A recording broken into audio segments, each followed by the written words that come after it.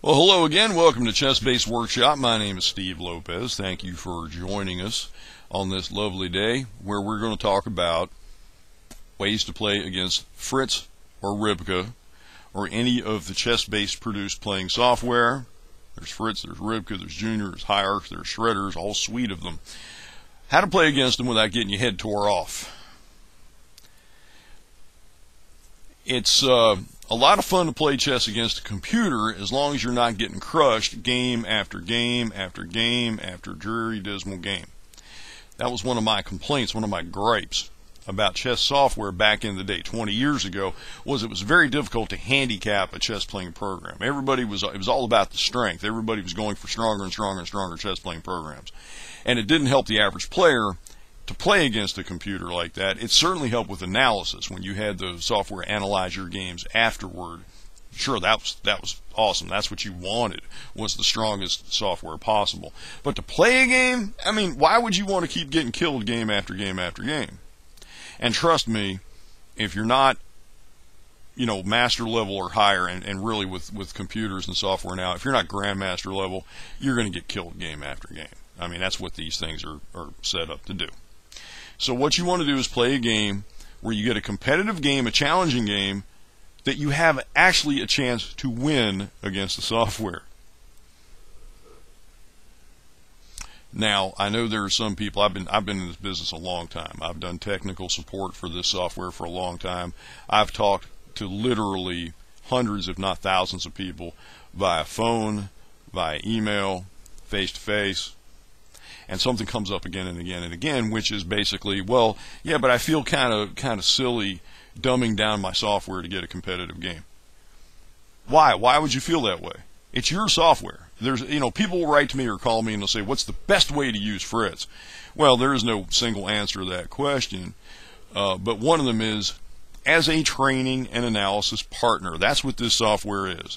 To train against by playing games, by using training functions to try to improve your play, by practicing chess without the need for another human player around. The other thing is to have the software analyze your games afterward and show you, point out what you did right and what you did wrong. Okay, very simple.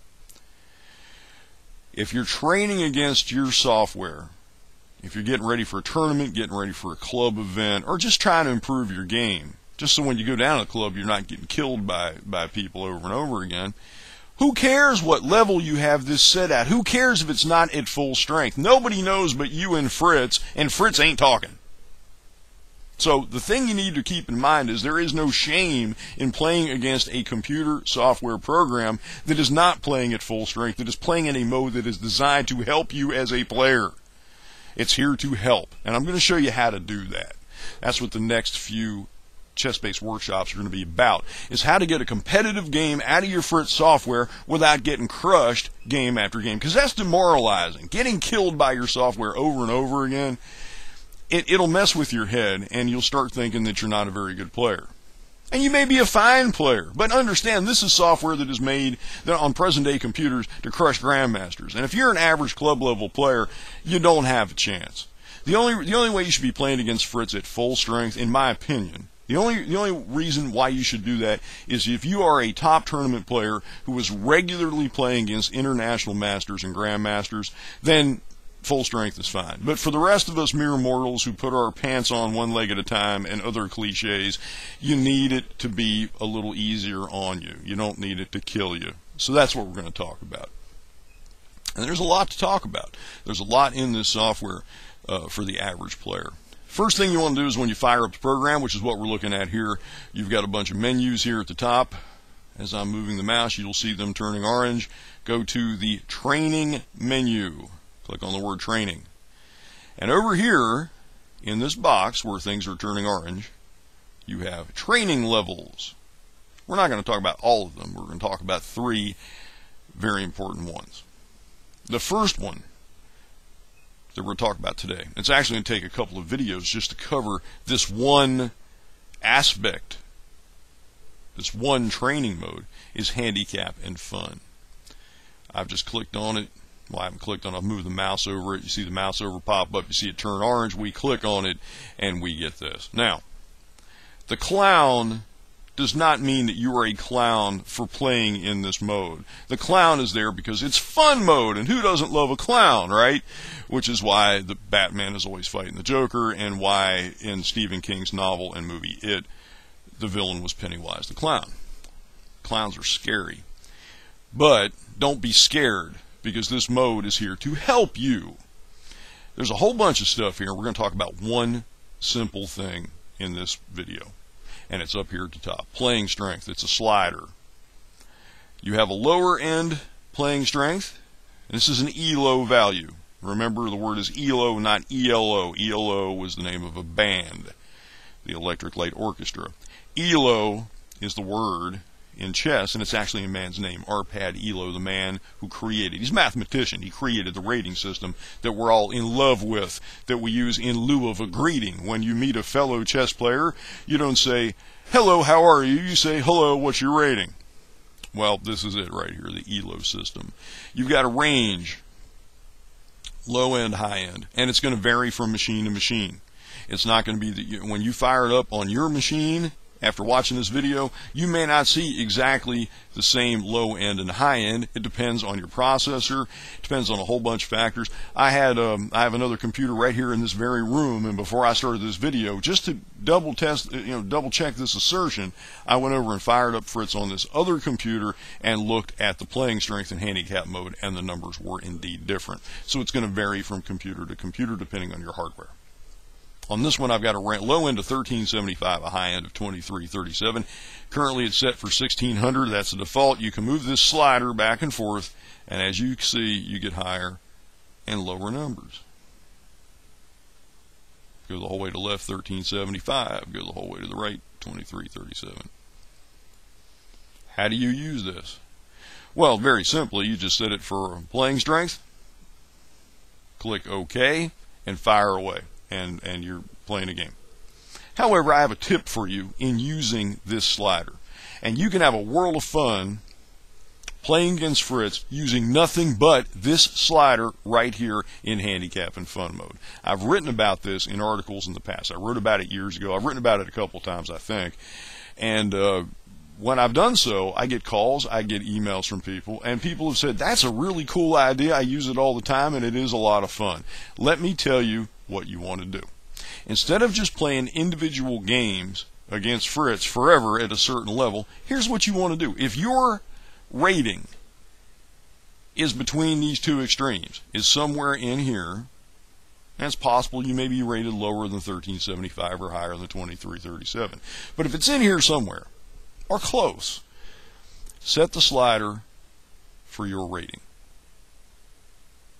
Let's just say, sake of example, you're rated 1500. Set it for your rating. If you're a FIDE rated player, it should be fairly close to your rating. I will warn you, if you're a USCF rated player, rated 1500, setting the software for 1500 will probably result in the program playing a little bit stronger than you do. The reason why is because USCF ratings have historically been a little bit inflated compared to their FIDE counterparts. Okay, but set it for your rating, and then play 6 games against Fritz. 6. Play a match, alternating colors from game to game. Don't sit there and play 6 games as white, because that's not fair. The only person you're cheating is yourself, but there you are. Play games white. Play your first game as white, second game is black, third game is white, fourth game is black, etc. until you've played 6 games. If, at the end of your 6-game match, you have won the match by scoring 3.5 points or higher out of the 6, the next match that you play, set the slider about 50 points higher. Give or take, because it's hard to nail it exactly. This one I can go from 1458 or jump up to 1555. You may have your choice. But set it about roughly 50 points higher. So we'll go with 1548. Play another 6-game match. However, if while you're a 1500 player playing at 1500 strength, if you split it 3-3, you've drawn the match, you've tied it. Now you should play another 6-game match with the rating slider set at 1500. Same idea. If, however, you lose the match, if you only score 2.5 points or less, it's time to move this down a little bit. Drop it by 50 points. 1451 is close enough, and we will play another 6-game match against Fritz or Ribka or whatever software you're using. The idea here is you're basically playing a little game with your own mind.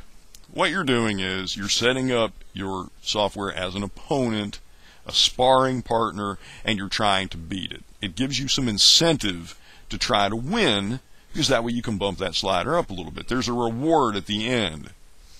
It's tricking yourself into, it's like playing a 6-game match against somebody at your chess club.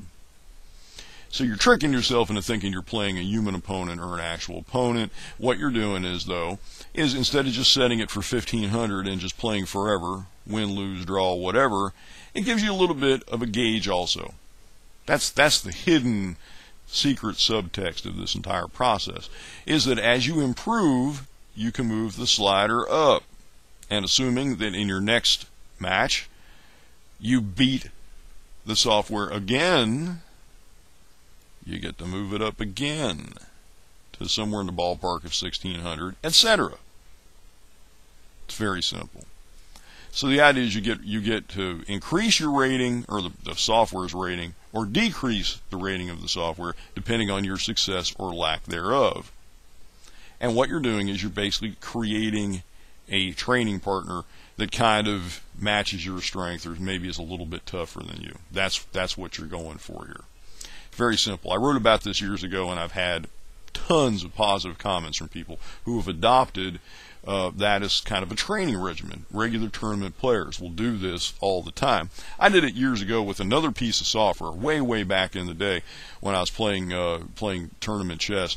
I found a piece of software that allowed me to really tweak the playing strength fairly, relatively precisely. And I used to use that to train for tournaments. I used to make it a little bit tougher than me and just play games against the software.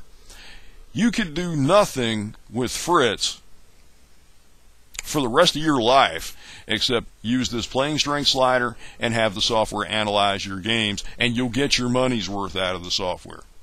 However, there are other things you can do with the software, including playing in other training modes, other modes where the software won't kill you game after game, and that's what we're going to look at in the next few chess-based workshops. We're going to return to this dialogue next time around in Chess-Based Workshop. But until then, I'm Steve Lopez. Thanks for watching, and please do, till we get together again, please have fun.